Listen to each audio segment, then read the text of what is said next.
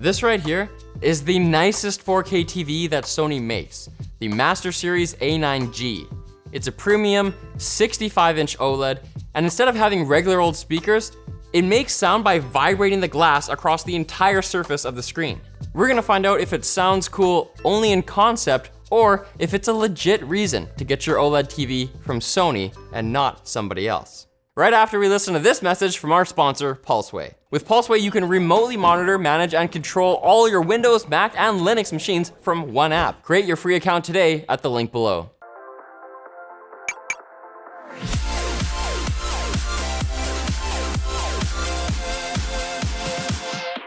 The A9G is a pretty slick looking TV. It's got some of the thinnest bezels around, a completely flat black for extreme wall hugging, and a super low profile stand with included cable management that I definitely prefer over its predecessor's tilted kickstand approach. Though it may not jive with your setup, particularly if you use it with a soundbar, but we may not need a soundbar.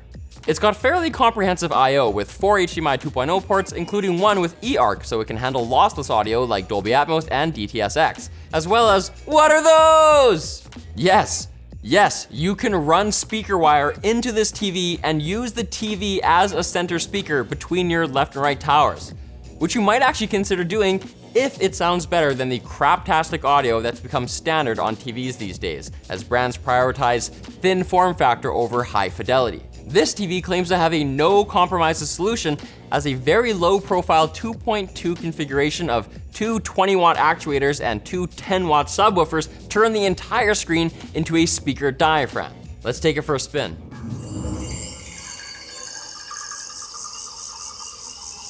So that's just the TV right now? Yeah, pretty good bass. It's really punchy.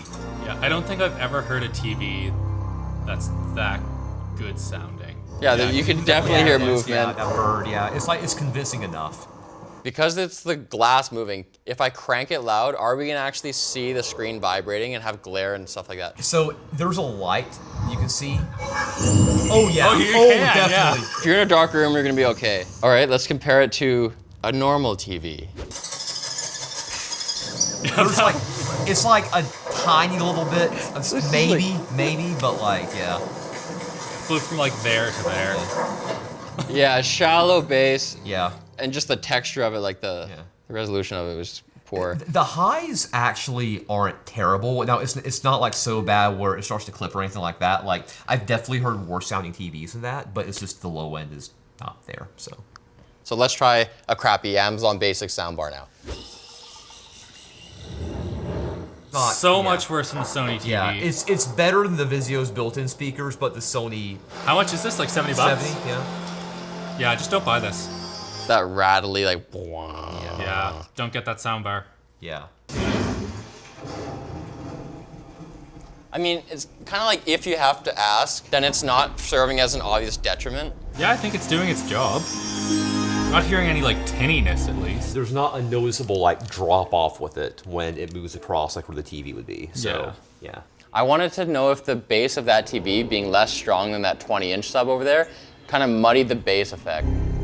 It sounds pretty similar. When that bird was going around, I felt like it was really consistent as it went around, but then when it had to jump from that, it was like... Yeah, I would consider it good enough. Like, I wouldn't really care if I didn't have a center speaker and that TV was there. We're also comparing this with some like pretty like high-end speaker equipment. Maybe you're using a home theater in a box or something on that level. Then using this as a center channel is probably going to sound pretty good. Definitely, So, yeah. So that's a pretty decent center speaker solution, especially since, unlike a regular loudspeaker, the sound is coming from directly behind the screen, which is ideal for a center speaker. Interestingly, the A9G's predecessor, last year's A9F, also used this acoustic surface audio technology, but it actually had a 3.3 config with center actuators as well as the left and right. However, Sony doesn't see this new implementation as a step down, claiming that they were able to get better sound with less distortion out of the simpler 2.2 setup, which is in keeping with what we just experienced, at least until you go really loud. As far as the feature set goes, streaming music to this TV is a piece of cake, as it has Chromecast built in, as well as a Google Assistant button and microphone right on the remote, which by the way has a nice brushed aluminum finish and very satisfying tactile buttons, a big plus from me, including these colored buttons, which are remappable with the use of third-party software right on your smart TV, so you can make your own shortcuts. But if you want to go completely hands-free and you like giving lots of user consent, you can activate the microphone on the TV set itself, turning it into a full-on Google Home device, even when the TV is off. But wait, there's more Google than that, because Sony has again opted to use Android TV as the set's operating system. The sluggish interface was one of the most off-cited weaknesses of the A9F, and while the new 8.0 Oreo version the TV ships with is snappier, it does still have discernible latency.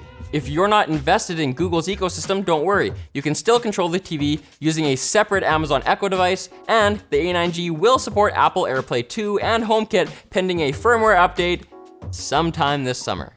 Speaking of summer, summer's a great time to wear t-shirts like this cool one from the LTT store, which you should check out because there's lots of cool designs and they're getting better all the time. LTTstore.com, guys. Anyway, let's talk about what Sony considers to be this TV's main differentiator. The company claims its goal with this TV and the Master Series TVs in general was to faithfully reproduce creators' intent by delivering picture quality that approaches that of a professional monitor in post-production. And they're actually in a unique position to deliver on this claim since Sony's involved across the entire movie-making chain, from filming to mastering to production and distribution, and finally, consumption. Sony, Sony, Sony, Sony, Sony. Everywhere I turn in this world, I see the name Sony. Damn, they're taking over my world. The bottom line is that each Master Series TV is factory calibrated using CalMan software, actually the same software we use here, and offers a color accurate picture mode called Custom, which is more color accurate than our W8 wallpaper TV from LG was out of the box. They also have a dedicated Netflix calibrated mode, which will kick in, if you turn it on, only when Netflix launches, but only if you use the TV's Netflix app and not something like a Fire TV Stick or Roku. Since all Netflix creators master their content using the same TVs and picture settings, this mode is supposed to help you see the same thing that those creators saw. Pretty cool. But note that this feature is expanding to other brands like Panasonic later this year when Sony's exclusivity deal with Netflix ends. So should you buy this TV? It depends. Yes, it has awesome picture quality because it's an OLED with a high-end processor, but it's not the only one. You can get an LG C9 for $1,000 cheaper, and it's got variable refresh rate, lower input lag, though the Sony isn't bad for a TV either, and likely the same exact panel as the A9G, since Sony sources their OLED panels from LG. So if you already have beast mode surround sound, I'd probably suggest going that route. But if you want something closer to an all-in-one minimalist solution and you can stomach the $3,800 price tag, the A9G has it all.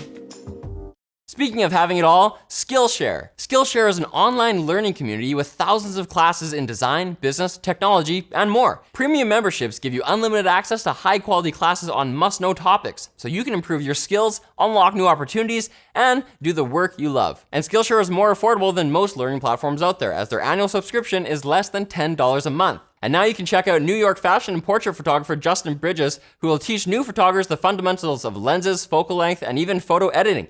He has over 50,000 students signed up on his classes already, so use the promo link in the description to get your first 2 months free. So thanks for watching, guys. If you like this video, give it a like, give us a subscribe, and make sure you check out the links below for where to buy the stuff we featured, our merch store, and the forum, which you should totally join.